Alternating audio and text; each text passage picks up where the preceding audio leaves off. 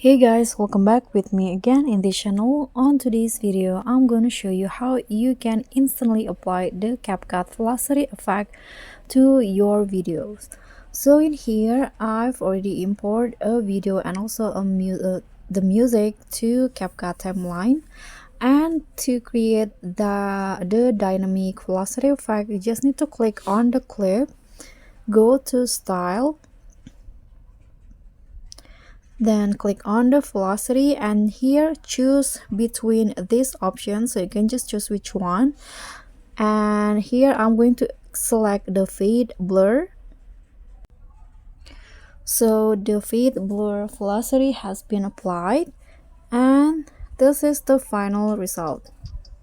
So that's all from me. Thank you guys so much for watching. Don't forget to like, comment, and subscribe, and also click on the thanks button below. Bye.